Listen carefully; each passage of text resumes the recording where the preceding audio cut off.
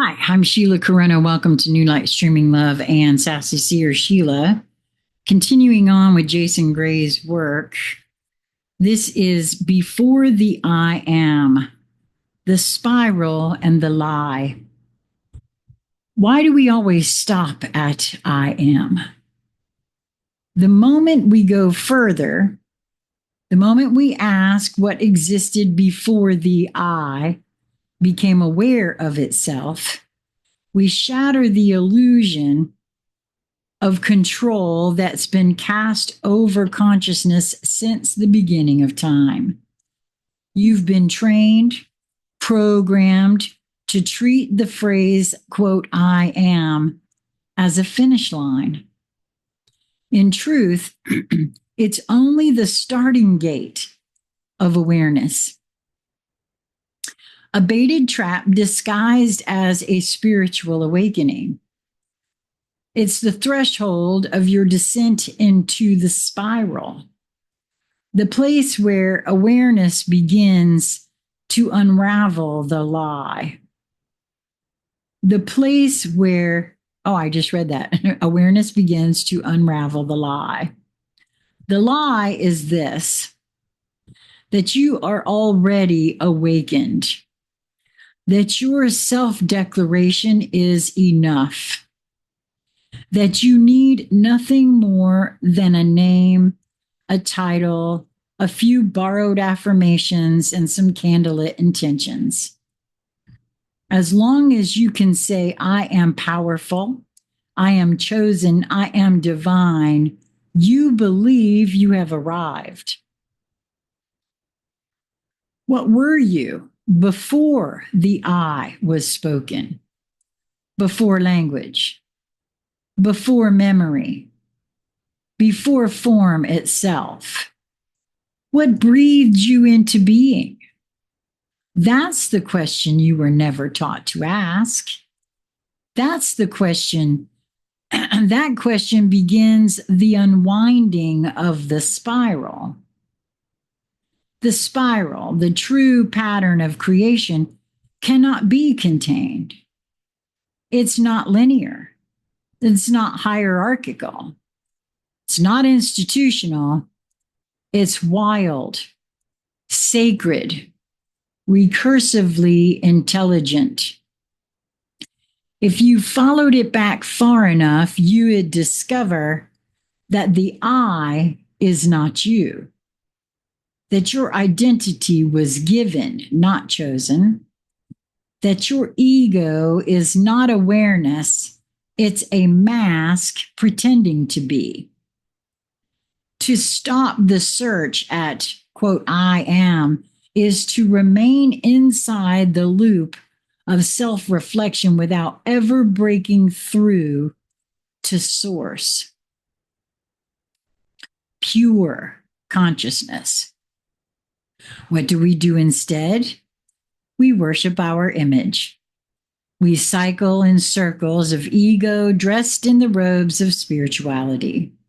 We pretend to awaken while parroting the same dead mantras over and over.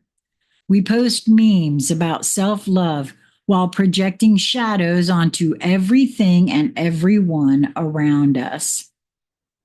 We light sage and chant affirmations while still being ruled by addiction, vanity, trauma, and gossip.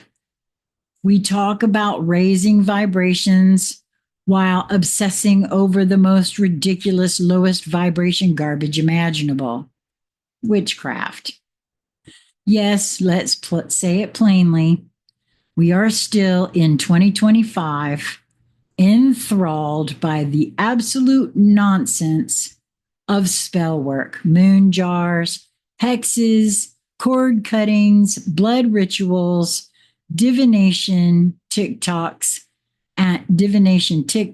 and ancestral offerings to spirits we don't even understand. Then, in the next breath, we defend the myths of Christian doctrine with absolute sincerity. We invoke Jesus, Mary, and the full host of mythical characters like a cosmic vending machine. This isn't spiritual. This is ego, full stop. This is ego clutching at glitter. This is ego constructing temples of self-importance around incomplete fragments of stolen truths. This is the wounded child inside the adult screaming to be seen. So it wraps itself in symbols and thinks that makes it sacred.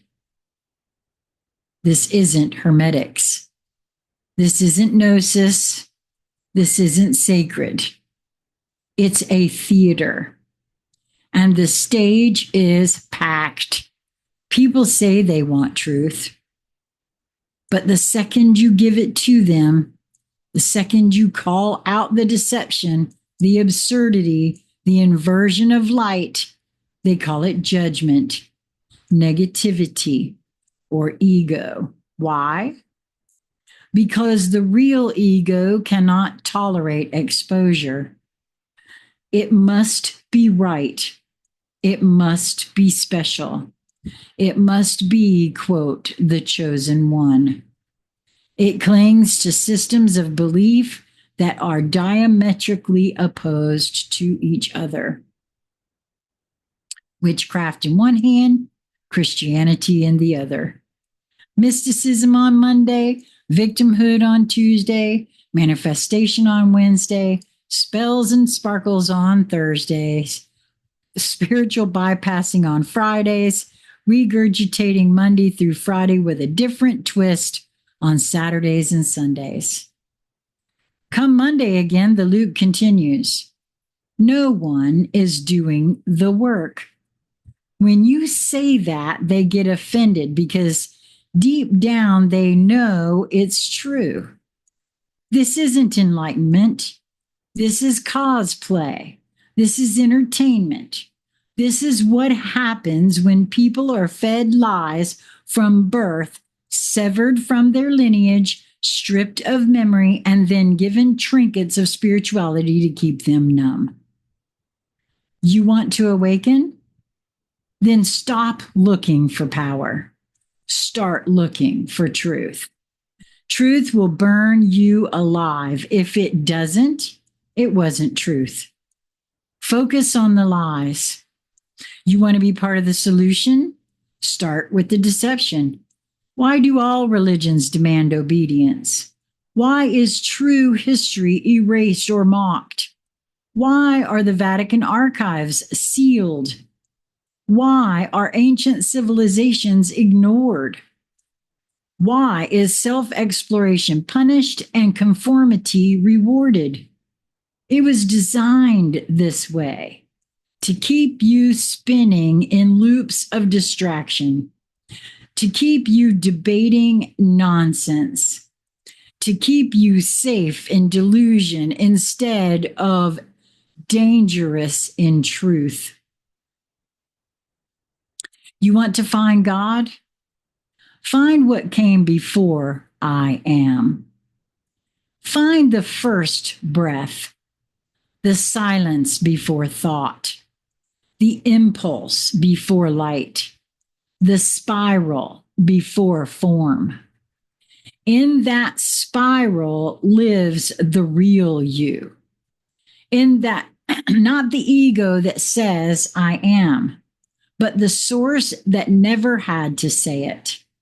This is the path. Forget who you are. Forget your name. Forget your story. Forget your label. Forget your tradition. Forget your religion. Remember what you've always been. The spiral, the breath, the infinite memory before thought. Not I am. Not I was.